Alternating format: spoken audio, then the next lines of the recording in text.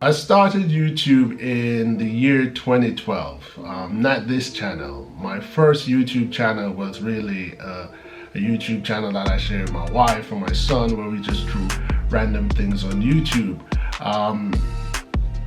It was before YouTube became such a hype, so we were just happy for a platform where we could post photos, post ideas, and so on. As a Jamaican family, anybody knows Jamaican people, we love to take photos, so when videos became a thing, it was just like a little haven for us. So yeah, 2012 was when I started YouTube.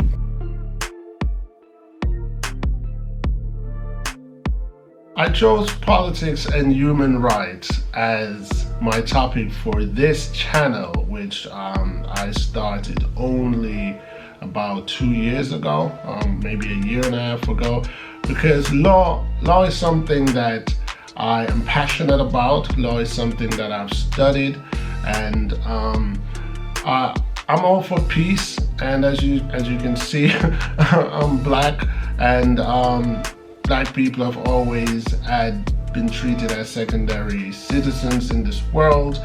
So having a platform, or creating a platform, should I say, I think gave me an opportunity to talk about what I'm passionate about, which is human rights and politics, because you can't separate the two.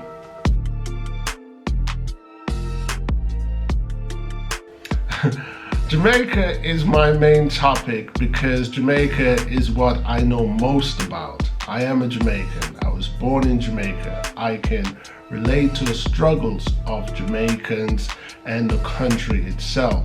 So I've made Jamaica my main topic on this channel, because even though I'm not currently living in Jamaica, I will forever speak up for my Jamaican people and speak up for my country of Jamaica, because Jamaica is home at heart, and I will never abandon my nationality or my country, no matter how long I'm away from it.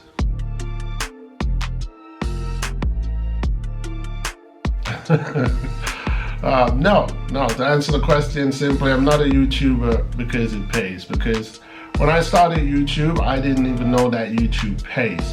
And in regards of YouTube payment, YouTube doesn't pay as much as some people may believe. I've heard of people earning money that they could live off on YouTube. I've not seen that. So I continue to do YouTube because I love to talk and I know a lot. So that's why my tagline is sharing knowledge.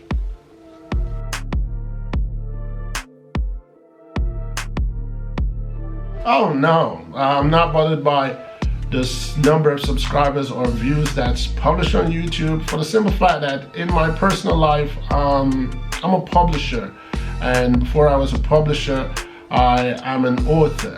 I was going to say I was an author. I am an author. And the thing about views and subscribers is you can never be certain if what's published is factual. And the reason why I looped in being an author and a publisher is that being an author and a publisher has given me the knowledge that you will never know how many people have read your book, and you will never know how many people have actually purchased your book. When I was just an author, I had to rely on a publisher to tell me how many books were sold. And being a publisher now, I can tell my authors any number that of books that are sold, not necessarily that it's fact. So in reality, you just have to find a publisher that you can trust. So what I'm saying is, do I trust YouTube and do I trust its numbers? It's irrelevant to me. I put out information, and if one person sees it, that's good enough for me. If 1 million people sees it, that's good enough for me. YouTube can say one person see it when 10 did.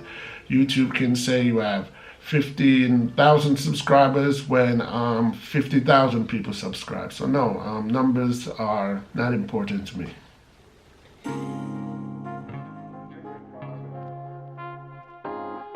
Negative comments, do they bother me? in all honesty, maybe a negative comment may strum a nerve, but I would say only for a brief second. I don't let negative comments seep into my feelings, so I tend to shun negative comments. It depends on how negative it is. Some negative comments I leave on my channel if I don't believe that it will offend other people. If it only points to me, I leave it there, and sometimes I reply to it just in the event that maybe I can educate that individual to see where he or she went wrong by making such a comment. But overall, I would say negative comments don't bother me.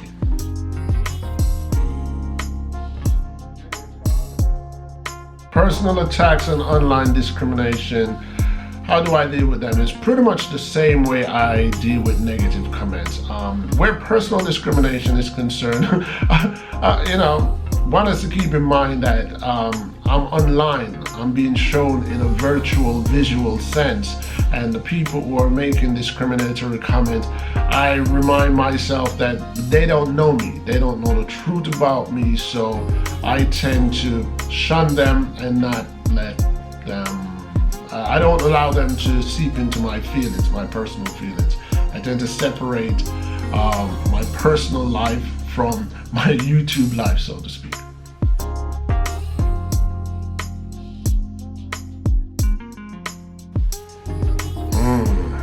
Have I ever been discouraged from doing YouTube? I'm not sure. I'm not sure because I'm not that dedicated to YouTube as much as I may have a lot of videos. I upload videos on YouTube because the time allows me to upload videos, and maybe there's a subject, but I'm not that dedicated to YouTube, so I wouldn't say I've ever gotten to the point where I feel discouraged.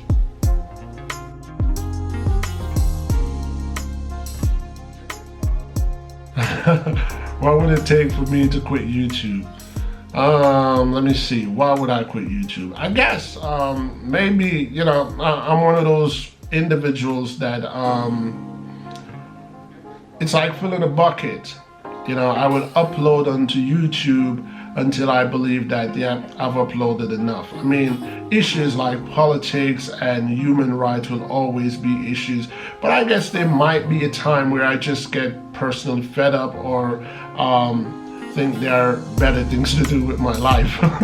So yeah, that would that's what it would probably take for me to quit YouTube. Or who knows, if YouTube regulation continues to update or upgrade, and maybe they apply some form of regulation that I don't think is morally right or decent. So yeah.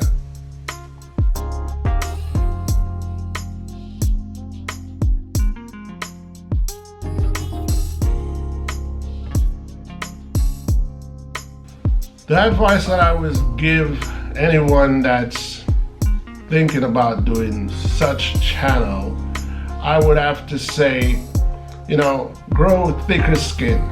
Put a layer over your original layer of skin. Don't be too sensitive, and be ready to be criticized. Don't start a channel just because you're seeking praise.